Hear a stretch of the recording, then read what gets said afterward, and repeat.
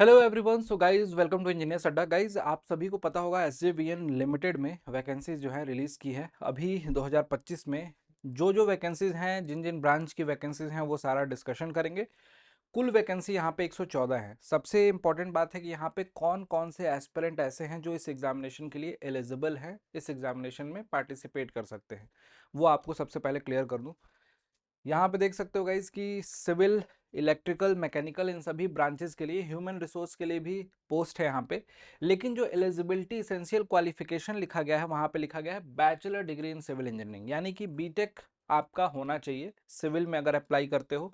इसी तरीके से इलेक्ट्रिकल और मैकेनिकल वाले एस्पिरेंट के लिए भी वहाँ पे बीटेक की एलिजिबिलिटी रखी गई है। जो पोस्ट है यहाँ पे सिविल में 30 है, यहाँ पे इलेक्ट्रिकल में 15 है, मैकेनिकल में 15 है, यहाँ पे एचआर में 7 हैं, और उसी तरीके से 7 इन्वायरमेंट में, जियोलॉजी में, इंफॉर्मेशन टेक्नोलॉजी में 6 हैं, फाइनेंस में यहाँ पे 20 पोस्ट हैं, और लॉ के लिए भी 7 पोस्ट हैं। टोटल 114 पोस्ट हैं।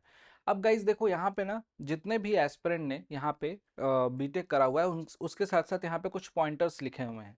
All degree qualified must be full time regular course, यहाँ पे फुल टाइम आपके पास होना चाहिए।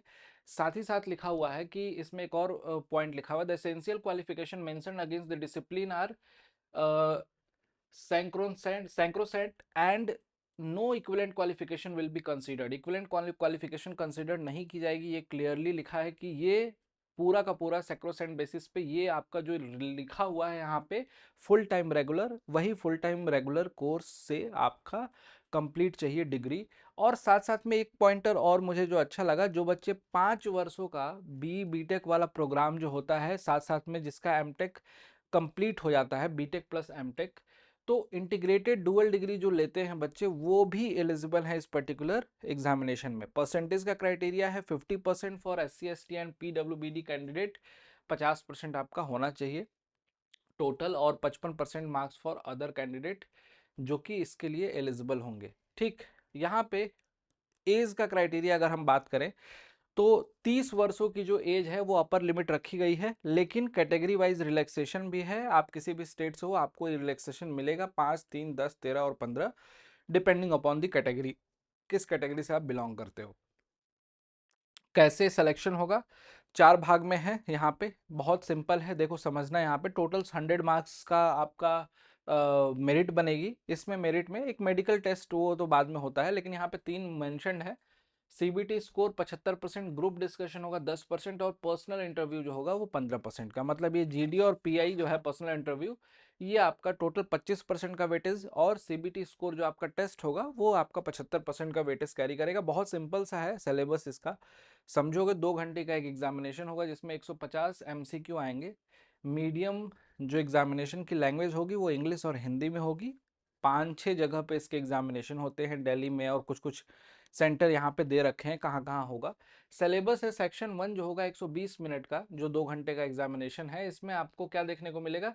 Multiple choice question of the relevant discipline. यहाँ पे सेक्शन 1 जो है 120 मल्टीपल 120 क्वेश्चन होंगे इसमें, ऑब्वियस सी बात है, सॉरी 120 क्वेश्चन होंगे। 150 में से 120 क्वेश्चन आपके पर्टिकुलर सब्जेक्ट से होंगे, कोर से होंगे, और 30 क्वेश्चन में आपका general ability, logical reasoning, intelligence test, ये सब कुछ इंक्लूडेड है। 30 नंबर, यानी कि 120 + 30 150 नंबर का आपका टेस्ट हुआ।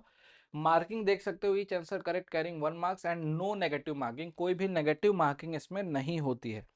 इस एग्जामिनेशन को जरूर भरना चाहिए। वैकेंसीज भले ही कम है, लेकिन आपको इसकी अच्छे से प्रिपरेशन करनी चाहिए।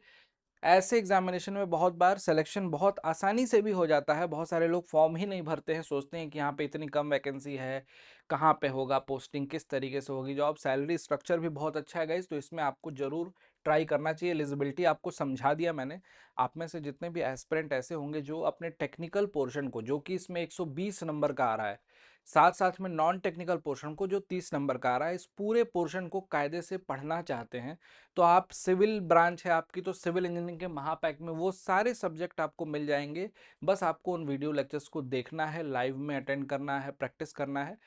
हालांकि मैं आपको बता दूं कि ये महापैक जो है आपके मल्टीपल एग्जामिनेशन के लिए काम आते हैं। एसएससी जेई, आरआरबी जेई, जितने भी स्टेट के एग्जामिनेशन होते हैं, पीएसयूज के होते हैं, उन हर एग्जामिनेशन में काम आते हैं। आपके पूरे के पूरे सिविल इंजीनियरिंग के सब्जेक्ट मिलेंगे, टेक्निकल मिलेंगे, नॉन टेक्निकल, टेस्ट सीरीज भी मिलेगी। तो गाइज आपके लिए ये अवेलेबल है कोर्सेज कहाँ, अड्डा 24/7 एप्लीकेशन पे। कैसे ज्वाइन करना है, बहुत सिंपल, ऐप डाउनलोड करना है अड्डा 24/7 का, उसमें आपको AJ सेगमेंट में आपको ये बैचेस दिख जाते हैं। अपनी ब्रांच सेलेक्ट करोगे, आपको तुरंत महापैक दिख जाएगा, उस महापैक को इनरोल करना है। इसमें आपको वैलिडिटी 6 महीने के भी अवेलेबल है, 9 मंथ के भी अवेलेबल है, इस तरीके से और भी वैलिडिटी ऑप्शन है। आप जितना भी सुटेबल अपनी प्रिपरेशन के लिए टाइम चाहिए, उस टाइम के लिए स्लॉट सेलेक्ट करके, उतने समय के ड्यूरेशन को सेलेक्ट करके इस महापैक को ज्वाइन कर सकते हो। कोई दिक्कत होती है तो नीचे दिए गए नंबर पे कॉल कर सकते हो, जो नंबर स्क्रीन पे नीचे चल रहा है उस पर आपको पूरी की पूरी हेल्प मिल जाएगी। बस अपनी पढ़ाई को स्टार्ट कीजिए, प्रिपरेशन शुरू कीजिए। Thank you so much, bye bye, take care.